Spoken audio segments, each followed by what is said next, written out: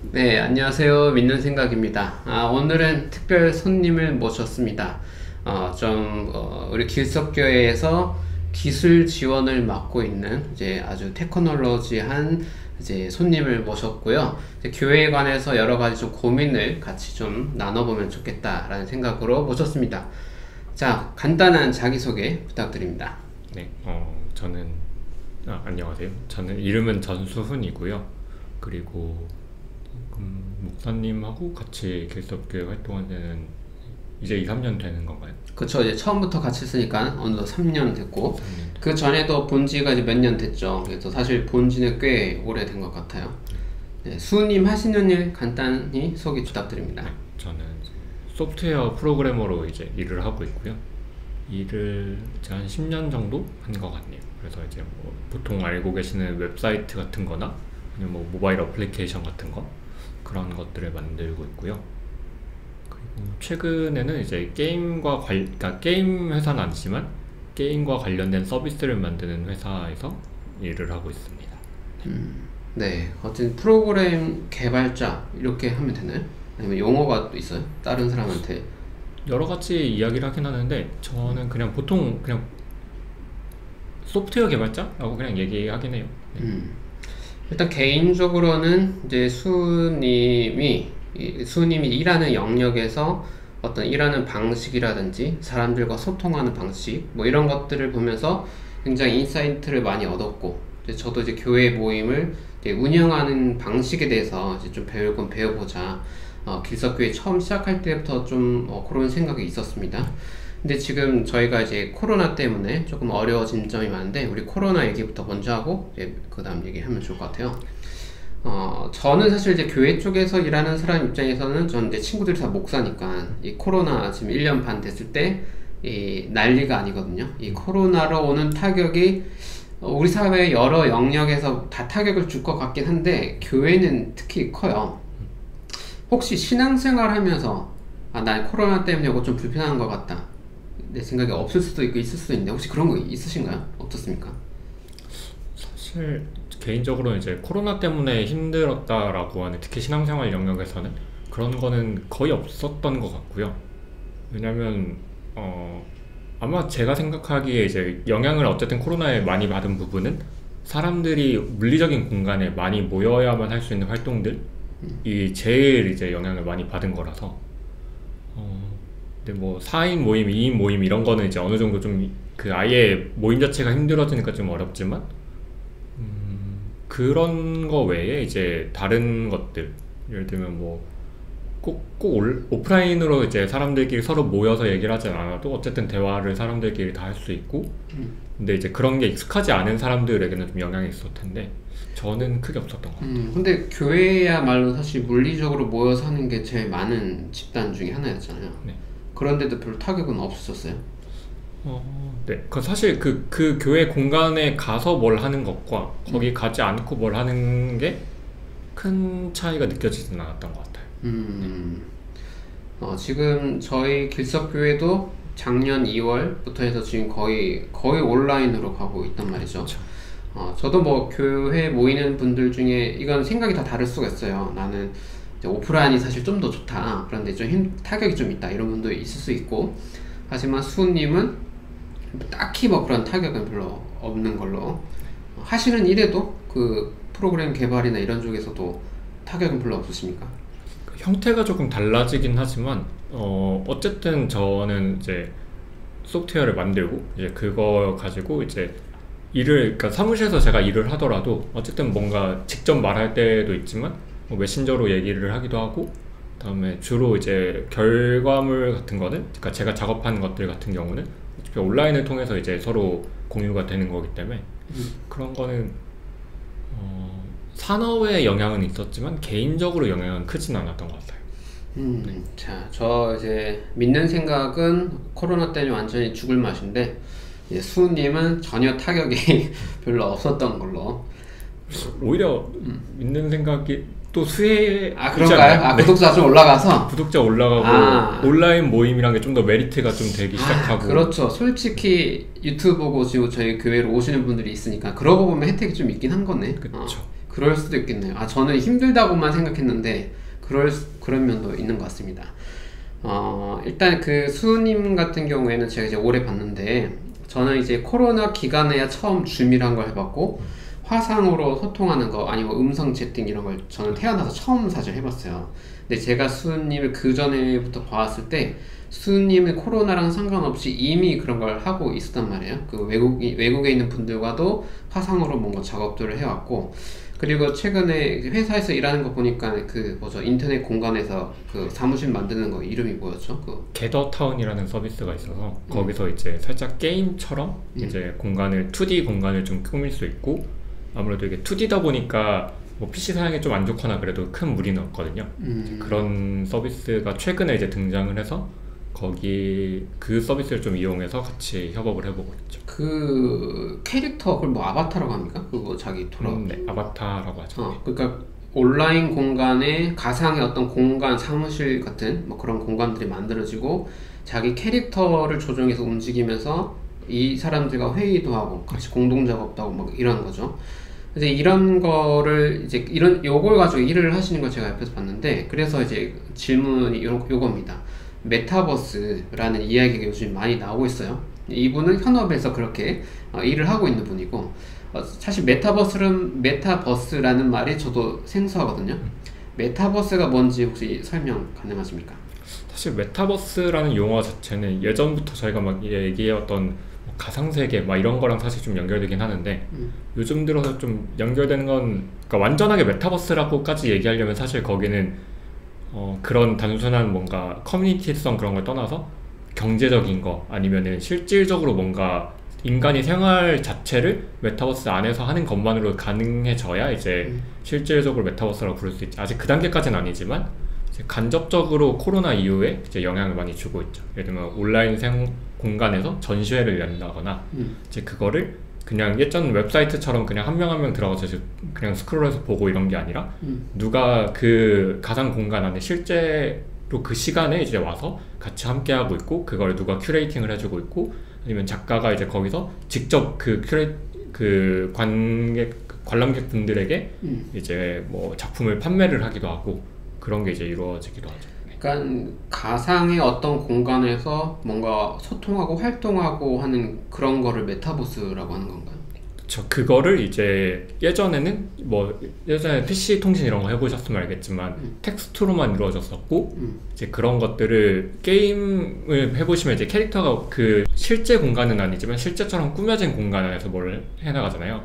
이제 그것들을 좀 더 이제 접목을 시켜서 그 가상세계이지만 저희가 좀 힘들어하는 것들 있잖아요. 보통 가상세계라면 힘들어하는 게, 예를 들면 줌으로 회의를 하려고 그러면 뭐 오프라인에서는 그냥 회의실로 가면 되는데, 몸을 움직여서 가면 되는데 링크를 클릭해서 뭐 누가 막 허가를 해줘야 되고 막 이런 것들이 존재하잖아요. 이제 그런 것들을 좀 더 사람이 인지하기 쉽도록 바꿔주는 거죠. 그러니까 게임이란 게 아무래도 좀 그런 게 클 텐데 뭐 캐릭터가 직접 이동을 하고 캐릭터가 뭔가 직접 인터랙션을 하고, 이제 그리고 근처에 있는 사람들 뭐 목소리나 아니면 얼굴이 보이고, 그런 것들이 좀 더 이제 메타버스적으로 되었다라고 볼 수 있는 거죠. 네, 이렇게 설명을 듣긴 하는데 사실 저도 좀 생소하긴 해요. 수님 아직 20대, 저는 이제 30대, 그리고 아직 그 게임, 물론 제 또래에서도 게임을 많이 하는 분들 있지만 이제 그런 가상 공간에서 하는 어떤 게임들이 익숙하지 않은 사람들은 메타버스라는 게 사실은 이렇게 설명으로 들어서 좀 생소한 면도 좀 있고, 그 신학에서도 그래서 이런 논의도 있어요. 메타버스 교회가 가능할까? 쉽게 말해서 뭐 온라인 교회 가능할까? 앞으로 그런 방향으로 나아가야 하나? 아니다. 사실 이게 우리가 만남이라는 것은 직접 면대면으로 만나는 게 본질적인 것이고, 직접 한 공간 안에서 모였을 때 오는 그런 사회학적인 어떤 현상들이 있으니까 그런 게 필요하다라고 하는 입장들이 조금 갈라지고 있고, 그런 면에서 저희가 오늘 좀 얘기해 볼 주제로 메타버스 교회 커뮤니티라는 게 대체 가능할까? 라는 질문이 있습니다. 만약 누군가가 이 질문을 수우님께 한다면 어떤 대답을 할 수 있을까요? 저는 어떻게 보면 당연히 가능하다고 생각을 하고, 사실 신앙생활이란 것 자체가 애초에 내가 물리적으로 눈에 보이는 사람들과만 같이 잘 살면 된다라는 게 아니라는 걸 이미 인지하고 있는 상황에서 지금 그 과거의 사람들로부터 이제 뭔가 이제 배우고 그 신앙 고백이라던가 이런 걸로부터 배우고 성경으로 엮어진 문서들을 통해서 그 사람들과 이제 끊임없이 대화를 하고 이제 다시 또 그걸 또 다음 세대 사람들에게도 전해주고 그게 지역적인 게 아니라 이제 전 세계적으로 또 시간도 이제 훨씬 넓은 범위에서 그런 걸 이뤄나가고 있는 이미 그걸 하기 위해서 모인 사람들이기 때문에 당연히 가능하지 않을까 싶습니다. 사실 이미 기독교의 이야기가 전승되고 소통되고 이렇게 하는 것 자체가 어느 정도 오프라인성을 초월하는 것 같기도 하죠. 맞아요. 지금 시간에 내 눈앞에 이루어지는 일들이 아니라 다른 일, 그러니까 인간이란 게 어차피 뭔가 추상적인 사고가 이미 가능하고 뭔가 눈에 보이는 거 그 뒤에 있는 것들을 통해서 이제 뭔가 인지하고 그것들을 공유해 나갈 수 있는 사회성을 가지고 있기 때문에 이미 충분히 가능한 것 같습니다. 제가 기성세대로서 제일 안 와닿았던 거 그런 게 뭐냐면 저는 이제 친구 관계를 할 때 온라인에서만 만나는 온라인 친구가 없었어요. 그러니까 친구는 오프라인으로 뭐 신학교 다니면 기숙사 생활 같이 했던 목사님들이 지금까지도 연락하고 어떤 일을 하면서 일의 현장에서 만난 사람들과 친구가 되고 이런 건데 근데 지금 이 메타버스라는 것에 익숙한 분들은 직접 만나지 않은 사람들과 먼저 친구가 되고 또 그분들이 또 만날 수도 있고 어떨 때는 아예 안 만나는 온라인 친구들도 있는 거잖아요. 그쵸. 궁금한 건 그런 거고 그렇게 온라인으로 만나는 친구와 오프라인으로 만나는 친구 그 관계가 같은 무게라고 할 수 있을까라는 질문이 먼저 나오거든요. 사실 이거는 그냥 뭐 친구 관계라는 게 늘 그렇듯 온라인 오프라인의 문제라기보다는 그 친구가 어떤 친구냐 나와의 관계가 어떠냐가 사실 중심이라고 해야 될까요? 본질적인 건 사실 친구라는 그 관계 자체가 그 사람과 나의 관계지 그 중간에 뭐가 있느냐는 사실 이 사람과 어느 예를 들면 고등학교 친구 뭐 대학교 친구, 초등학교 친구, 온라인 친구, 오프라인 친구 이게 그 관계를 결정하는 게 아니라 그 사람과 나와 해왔던 대화들, 그다음에 쌓아왔던 뭔가 그런 시간들이 사실 그런 걸 만들어 온다고 생각을 해서 장소가 뭐 영향을 줄 수는 있겠죠. 근데 그게 전부는 당연히 아니기도 하고 영향도가 그렇게 높을까요? 그러니까 저도 특히 교회라는 주제에 관해서 온라인 친구라는 거를 고민을 안 해봤고 사실 코로나 기간에도 1년 이상 지나가면서도 온라인 교회를 생각해 본 적은 없었어요. 그런데 최근 몇 달 사이에 이제 저희가 직접 만나기 어려운 좀 멀리 있는 지역의 분이 이제 직접적으로 와서 소통하면서 같이 모임을 하고 있다 보니 저도 이게 새로운 숙제처럼 왔어요. 교회 안에 온라인으로만 만나는 관계를 어떻게 소화할 수 있을까. 그래서 전에는 가능할 거라고 생각도 안 했는데 지금은 어쨌든 우리는 하고 있긴 하니까. 개인적인 질문은 온라인으로만 만나는 친구들이 어느 정도예요? 그러니까 뭐 이럴 수 있나? 약간 질문을 이렇게 할 수 있을까요? 오프라인 친구랑 온라인 친구 비중이 퍼센티지 이렇게 약간 할 수 있어요?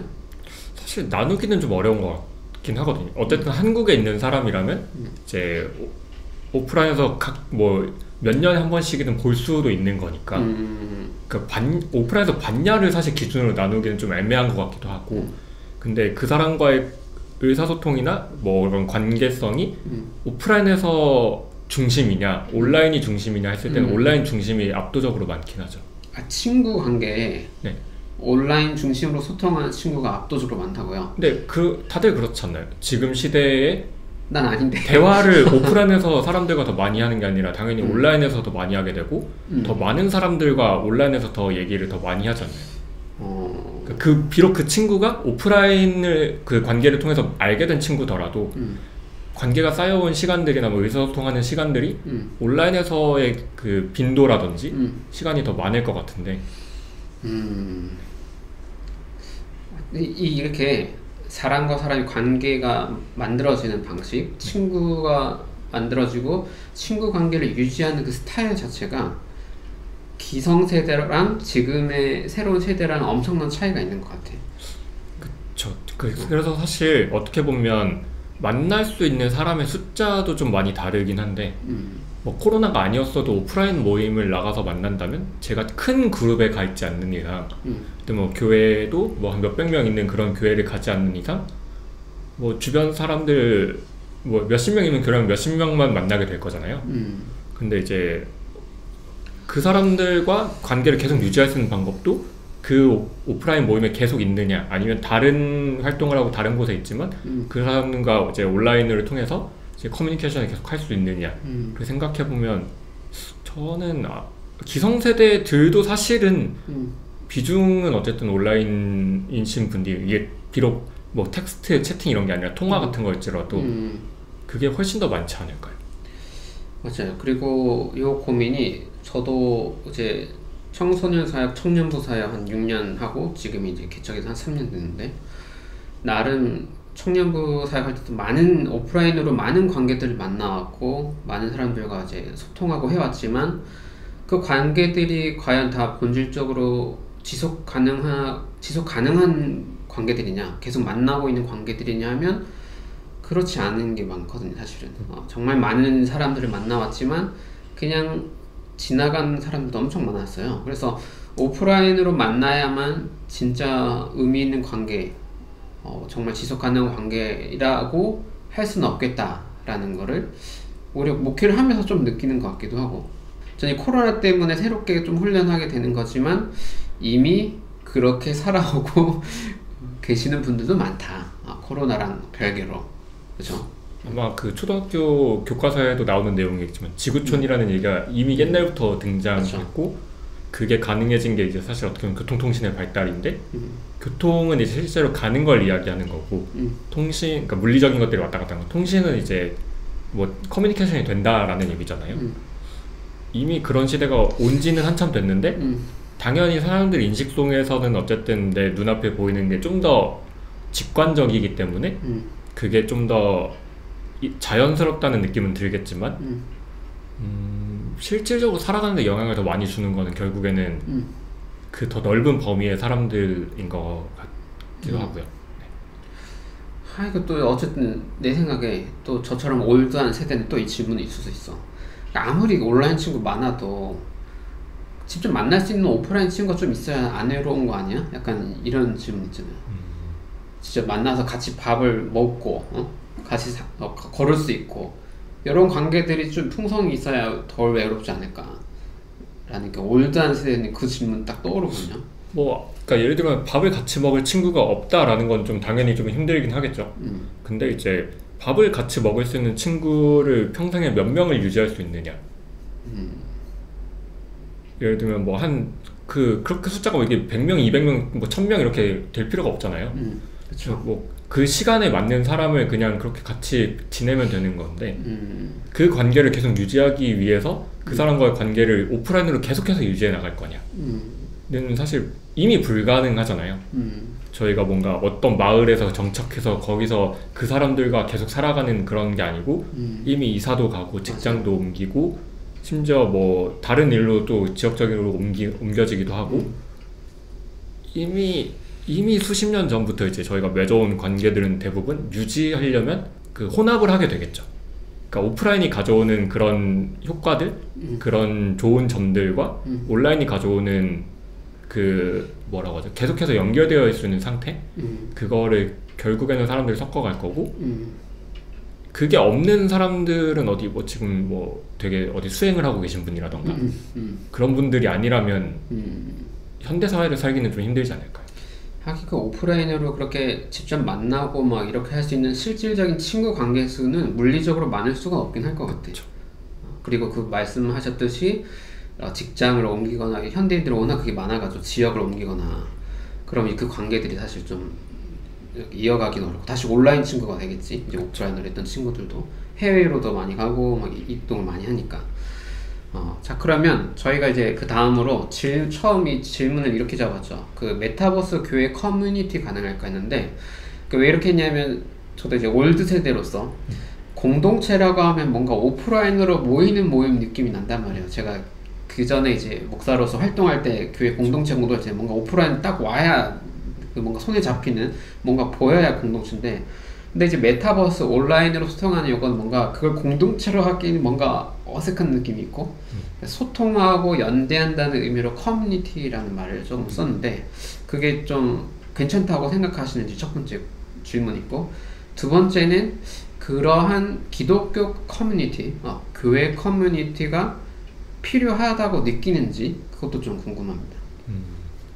일단 뭐 결국에는 디지털화 됐느냐 온라인화 됐느냐를 좀 중점적으로 얘기를 해야 될 것 같은데 물론 이거는 어떻게 보면은 지속적인 관계를 위해서는 당연히 좀 필요한 것 같고요.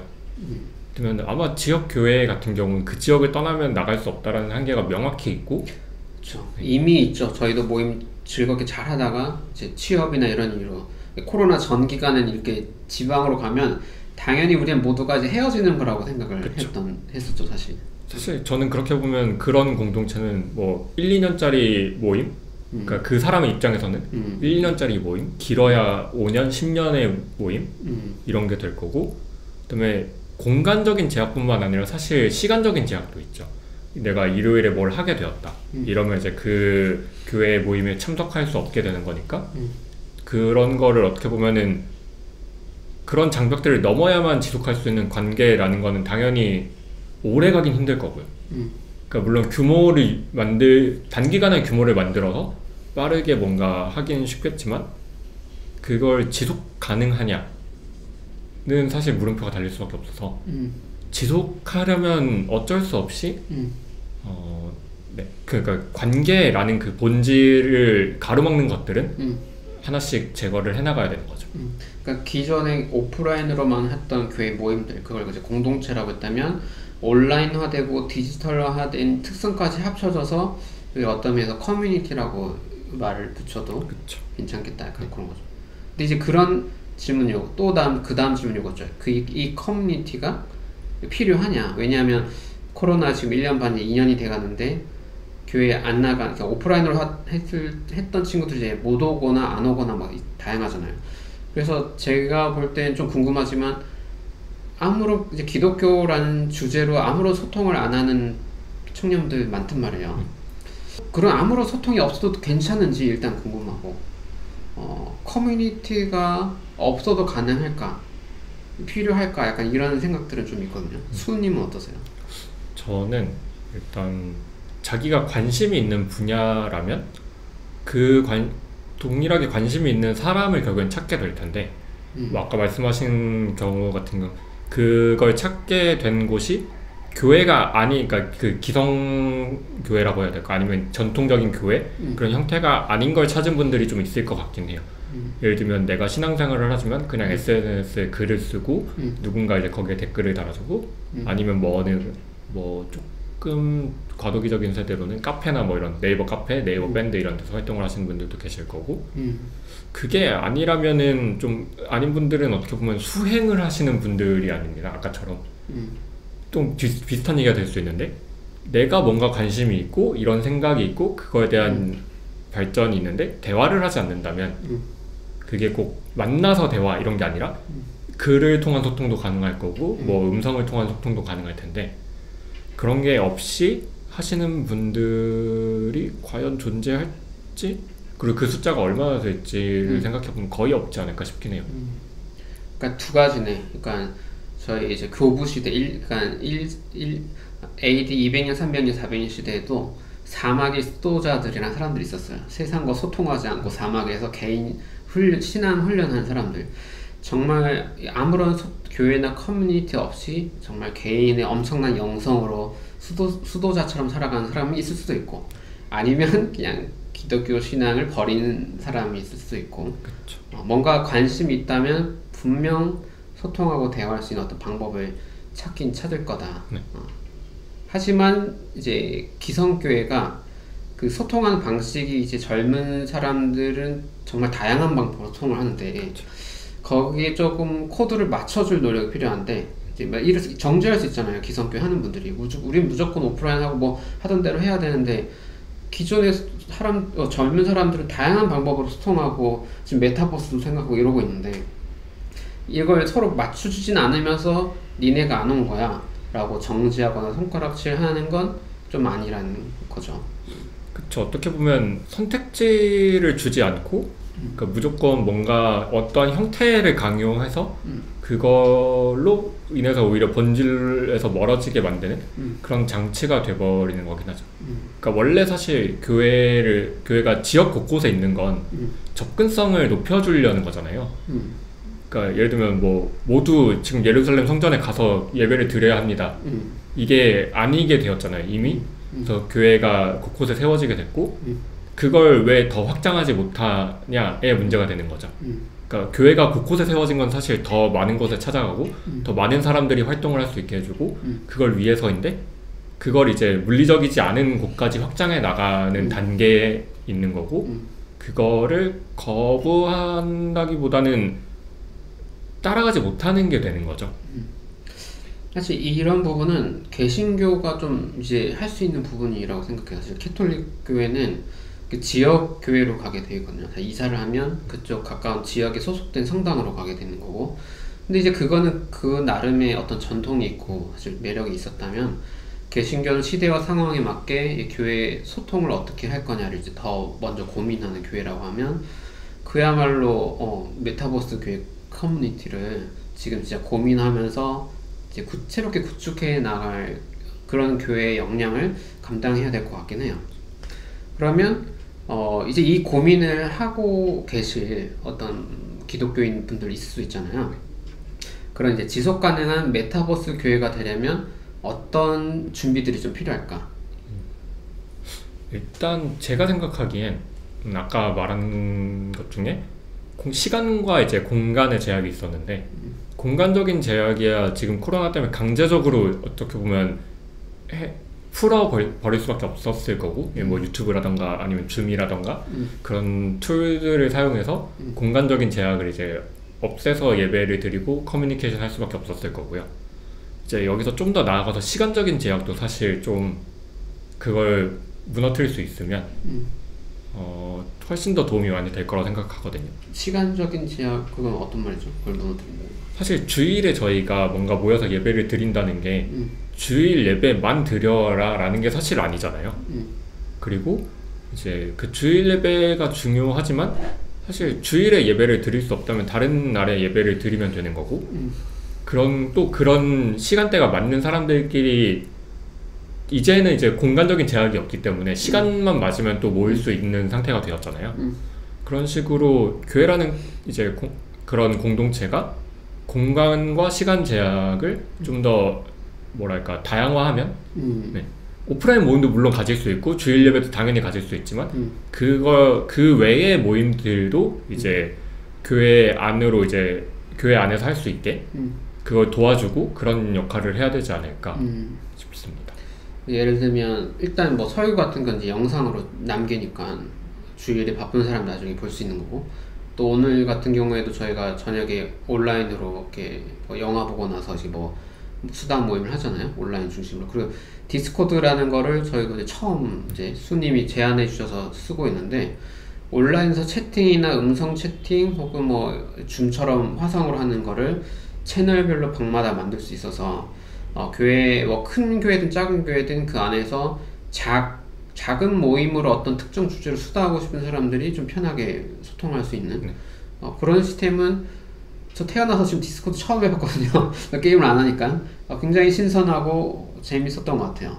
근데 아마 제가 30대지만 30대 목사들도 모를 거고 제 위에 아마 목사님들도 아마 아무도 안 해봤을 것 같고 그런 다양한 그러니까 온라인에서 할 수 있는 다양한 플랫폼들이 있는데 몰라요 사실. 어떡하죠? 사실 저는 이건 좀 그 관점의 문제라고 보긴 하는데 몰랐던 이유는 사실 지금까지 교회는 교회로 사람들을 오게 하는 데에 관점이 있었고 어떻게 보면 이제는 교회가 가야 하는 시대인데 교회가 사람들한테 가야 하는 시대인데 그걸 위한 수단들을 뭐 디스코드 뭐 이런 게 아니라 다른 방법, 더 좋은 방법이 당연히 있을 거고 이제 그런 것들을 찾아 나가야 되고 그리고 당연히 사실 온라인 모임이 좀 참여하기 힘드시고 익숙하지 않으신 분들이 있는데 그런 분들한테도 이제 이런 거를 좀 더 편하게 쓰실 수 있게 도와준다거나 아니면 더 편하게 쓰실 수 있는 그런 서비스를 찾아보기도 하고 그런 노력도 이제 기존에 하던 노력 만큼도 사실 더 많이 해나가야 되는 것 같아요. 맞아요. 그리고 또 이제 이런 온라인 죽어도 안 된다. 그러니까 뭐 좀 젊은 분도 그런 분 있으니까 그런 분은 그냥 오프라인으로 만나고 저희 모임에서도 온라인 모임 죽어도 안 나오는 분도 있고 있으면 제가 이제 따로 만나면 그렇게 하고 있습니다. 자, 어쨌든 오늘 우리가 좀 짠 이야기들은 이렇게 좀 다 나눈 것 같은데 혹시 마지막으로 수호님께서 영상을 이 관련된 주제로 좀 궁금함을 가지고 영상을 보신 분에게 하시고 싶은 얘기 혹시 있으십니까? 저는 사실 메타버스라는 얘기가 좀 어떻게 보면은 교회 좀 저희가 매번 하는 이제 공교회라는 이야기를 하잖아요. 사실 그게 신앙의 형태가 조금 다르거나 아니면은 장소가 다르거나 뭔가 아니면은 구성원이 다르거나 이런 것들을 전부 엮어서 이제 사실 공교회라고 하는 거잖아요. 그 안에서 이제 다양한 이견도 있을 거고 분쟁도 있겠지만 그걸 해결해 나가면서 이제 다 같이 생활을 해나가는 거. 그거를 거의 매주 매일같이 이제 고백을 하고 있는데 그거에 맞게 사실 그냥 살아가면 된다고 보긴 해요. 근데 이제 시대적인 흐름이 바뀌는 걸 그러니까 과거에 해왔던 것들이 잘못됐다는 게 아니라 뭔가 이제 지금 새로운 사람들에게는 또 새로운 방식으로 다가가는 게 맞는 거니까 그리고 또 그거를 잘 따라오지 못하는 분들을 잘 갈 수 있게 서포트 해주는 거 사실 그게 교회가 해야 될 역할이라고 보고 뭔가 장벽을 세우기 노력하기보다는 그러니까 이걸 해야 합니다 라기보다는 이렇게 하시면 당신의 신앙생활에 도움이 됩니다 라는 것들을 어쨌든 교회는 제공하려고 노력을 지금까지 해왔고 앞으로도 해나갈 거니까 그런 영역이 하나 더 생긴 거라고 생각하시고 네. 뭐 어떤 게 최고의 방법일지 모르겠지만 계속해서 찾아나가는 게 해야 될 일이 아닌가 싶습니다. 네, 감사합니다. 뭐 이렇게 얘기 나누고 보니까 뭐 저희 길석교회가 뭐 엄청 잘하는 것처럼 보일 수도 있겠는데 전혀 그런 건 없고 다만 이제 이런 고민을 같이 좀 해나가면서 그 다음 스텝을 어떻게 할지 그냥 고민하고 있습니다. 영상으로 이렇게 하는 거는 목사님들이 특히 이제 20대나 30대 친구들과 대화는 안 하고 이제 세대가 아무래도 좀 더 위에 세대 목사님들끼리만 모여가지고 사실 회의를 해요. 보통은 한국교회 어떻게 할까? 제가 볼 때는 조금 더 좀 젊고 참신하고 새로운 라이프 스타일로 살아가는 분들의 이야기를 좀 경청하면서 뭔가 조율을 해 나가면 좀 더 뭔가 대안을 찾기 쉽지 않을까? 저는 이제 그런 생각이 들었고요.